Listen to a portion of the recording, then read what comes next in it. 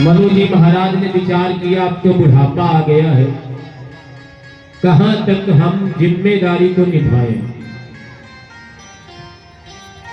तो मनु जी महाराज विचार करते हैं, संसार में सब कुछ तो मिला, भांत भांत भोग मिले, अंगहु अरोग मिले, सुख के संयोग मिले जीवन की बाटी में, धन और धाम मिले, पूर्ण मन काम मिले, पर राम ना मिले तो सब काम मिले माटी में।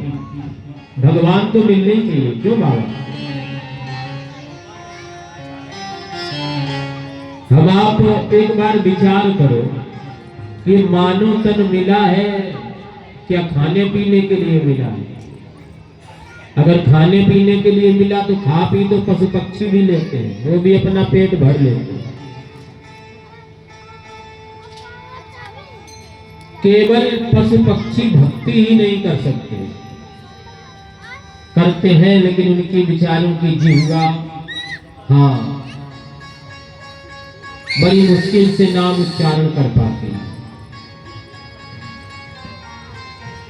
मानव तन ही एक ऐसा है जिस तन में रह करके आप परिक्रमा लगा सकते हैं। चलो पशु भी परिक्रमा लगा सकते, शायद सद्बुद्धि आ जाए तो बेचारा फिर भगवान की पूजा कैसे करेगा? लड्डू गोपाल को नहलाएगा कैसे? किसी भैंस से कही दो, बेचारी कैसे नहलाएगी? उदय नहीं नहा पाती, क्यों बाबा? ऐसी बात तो है। मानव तन हमें आपको मिलता है, अच्छे अच्छे कर्म करो और भगवान को प्राप्त करो, सिर्फ इसीलिए मिलता है। एहि तन कर फल विषय न भाई, स्वर्ग स्वल्प अंत दुखदाई। इस तन का फल विषय नहीं है, स्वर्ग भी स्वल्प है। अगर मानव तन प्राप्त करके आप हाय हाय में पड़े रहे,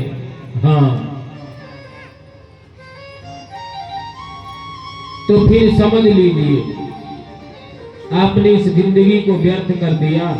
बड़ी मुश्किल से तो ये जिंदगी मिली।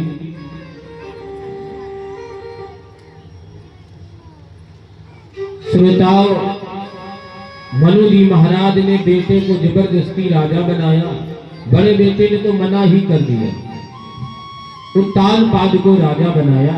उत्तानपाद महाराज की दो पत्नियां थी, जाए उत्तानपादस्य सुनीति सुरुचिस्तयो, जिसमें कि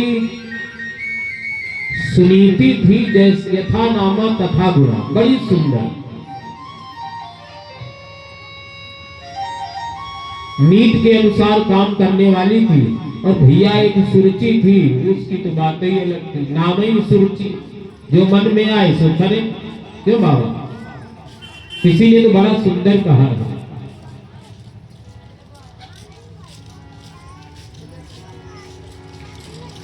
उत्तानपाद की प्रथम प्रिया सतियों में लेखी जाती थी, वह परम विनीता नीतिवती रानी सुनीति कहे लाती थी।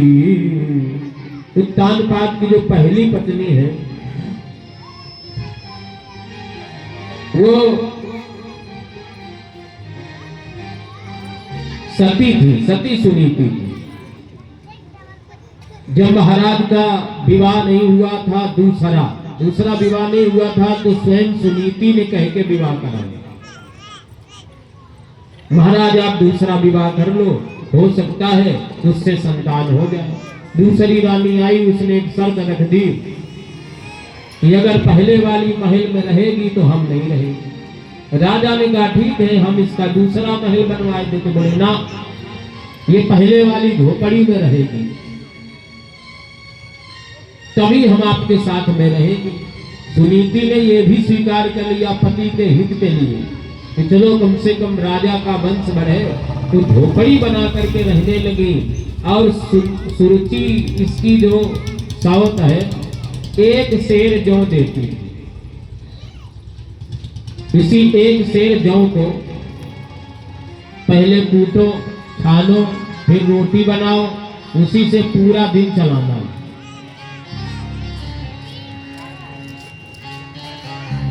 उसी से अतिथि सेवा करो, उसी से सब कुछ करो।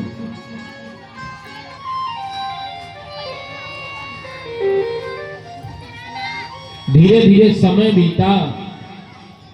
संयोग ऐसा कि सुरुचि के भी बेटा हुआ और उससे पहले सुनीति के बेटा हुआ। नाम रखा गया ध्रुव।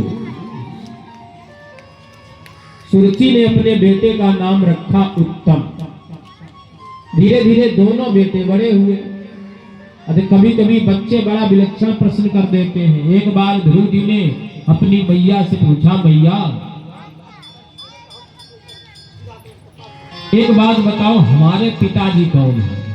अच्छा, जब बच्चा ये पूछेगा, ये तो बात घुमा भी नहीं सकते, सही सही बतानी पड़ेगी। अरे कभी कभी बच्चे बड़ा विलक्षण प्रश्न करते हुए, बाबा हमारे एक मित्र हैं, वो भी कथावाचक है, उनकी शादी का एल्बम खुला और उनकी बिटिया देखे एल्बम और कहे इसमें बुआ की भी फोटो है, दादी की भी है, दादा की, बाबा की, पापा की फोटो है, मम्मा की फोटो है, इसमें हमारी फोटो क्यों नहीं? अच्छा बताइए, बच्चा अगर माता पिता की शादी के एल्बम में फोटो देखे तो गलत बात है। ये अभी नहीं, हर बच्चे की आकांक्षा हो जाती है। हाँ, जो सबके बाबा है ब्रह्मा जी की भी आकांक्षा हो गई कि अपने माता पिता के शादी के एल्बम में हम फोटो देखें, हमारी क्यों नहीं है? ब्रह्मा जी बड़े परेशान हो गए। ब्रह्मा जी पहुंचे माता पिता के विवाह में और फिर कहते हैं कि यहाँ जो मंडप बना है वो हमारा बनाया हुआ क्यों नहीं, हमारी फैक्ट्री का क्यों नहीं? भोले बाबा के पास बात पहुंची। राम जी के विवाह में ब्रह्मा जी पहुंचे। विधि भयउ आचरज विशेखी और निज करनी कछु कतौ न देखी। ब्रह्मा जी ने अपना बनाया हुआ कुछ भी नहीं लगा देखा। ब्रह्मा जी को बड़ा आश्चर्य कि हमारा बनाया हुआ यहाँ कुछ नहीं लगा और हमें लगता घुसपैठ हो गई, कोई दूसरा ब्रह्मा घुसपैठ कर गया। बाबा भूत भावन भोलेनाथ के पास पहुंचे। बाबा ने समस्त देवताओं को समझाया। शिव समझाए देव सब सुनो। एक बात बताओ कि माता पिता के शादी के एल्बम में बच्चे की फोटो होती है? सबने कहा वो तो नहीं होती। फिर बच्चे के द्वारा फैक्ट्री में बनाए हुए प्रोडक्शन कैसे होंगे? ये है भैया जगत पिता रघुपति विचारी। ये रघुपति जगत पिता है और जगत जननी जानकी है, ब्रह्मा के भी माता पिता है। अब ब्रह्मा अगर यहाँ अपनी फोटो देखे तो गलत है, क्यों बाबा? ध्रुव जी ने पूछा हमारे पिता कौन है? बता दिया इस राज के राजा तुम्हारे पिता हैं। ध्रुव जी मिलने के लिए पहुंचे। जैसे ही महल में पहुंचे तो उस समय महाराज उत्तानपाद सुरुचि के बेटे उत्तम को बड़े प्रेम के साथ में लाड़ दुलार कर रहे थे। गोद में बिठाए हुए थे। ध्रुव जी भी गोद में बैठने की चेष्टा करने लगे। एकदा सुरुचे पुत्रम अंकमारूप्य लालयन् उत्तमं नारुरुक्षन्तं ध्रुवं राजाभिनन्दत।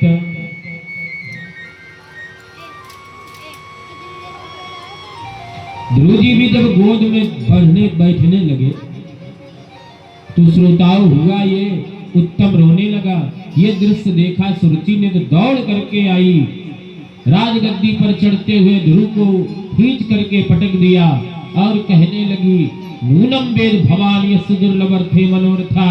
तुम जो मनोरथ कर रहे हो, ये तुम्हारा मनोरथ दुर्लभ है। अगर तुम्हें राजगद्दी पर बैठना है तो तपस्या करो, तपसाराध्य पुरुष। तपस्या करो जाकर के, भगवान की कृपा होगी तो तुम्हें राजगद्दी मिलेगी।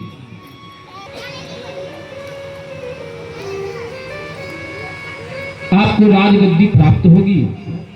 ध्रुव जी वहां से जैसे किसी सर्प को कोई डंडा मार दे, चोट खाए हुए चले आए। मैया को बात बताई।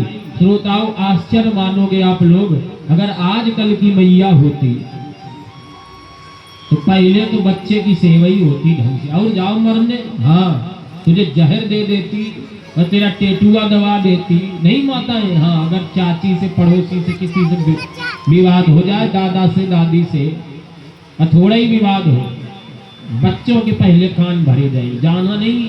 हाँ दादी बाबा दोनों लोग जहर खिला देंगे, ये कर देंगे, चाची जहर दे देगी, मौसी जहर दे देगी, ऐसे ही होता कि नहीं। लेकिन सुनीति जैसी माँ होना बड़ा मुश्किल है। उसने तो कह दिया कि तेरी मौसी ने सत्य कहा। बेटा, तेरी मौसी ने बिल्कुल सही कहा। तपस्या से ही तो सब कुछ मिलता है। भगवान के शरण में जो जाता है उसका कुछ भी नहीं बिगड़ता।